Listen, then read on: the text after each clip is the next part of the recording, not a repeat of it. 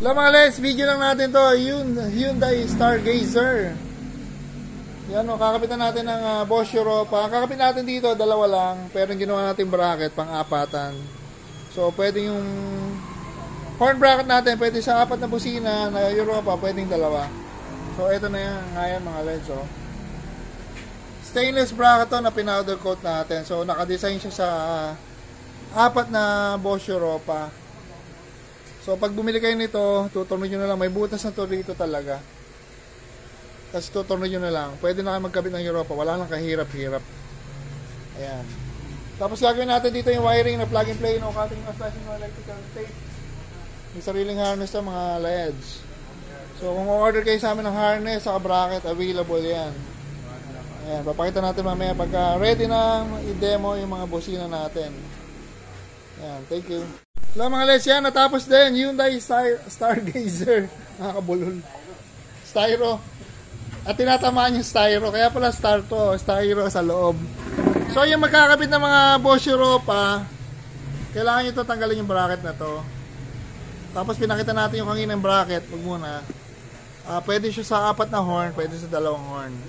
Kanya lang, yung palang loob na to, etong tapat na to, meron pala siyang styro na pwede na matanggalan or pwedeng i-shave para pasok yung apat. So kung ayaw yung shave, ito styrofoam yung loob na to. Kung ayaw yung bawasin yung styrofoam konti, pwede naman siya medyo nakatingal lang ganyan. Kasi niya medyo hindi siya talaga nakatayo, medyo nakatingal lang bahagya. So kung ayaw yung bawasan, ayaw yung may galawin sa styro, kasya naman. So yung tunog niya parehas lang, maganda rin. Ang mahalaga, malakas yung busina, hindi ka mga dati. Yung busina niya pala dati dito lang, stock horn. Isa lang. So, didemo na natin kung gaano kalakas yan. Yun o, magkakatunog na kami ng busina ngayon. So, pwede kayong bumili sa amin ng bracket. Pwede kami mag-install nyo. Siyempre, may bracket kami na powder coated na stainless. Pwede sa apat na Europa. Tapos yung harness natin, pwede natin design pang sa dalawang Europa, pang sa apat. Or pwedeng bumili kayong bracket or harness lang. So yan, available sa atin yan dito sa Nelson LED.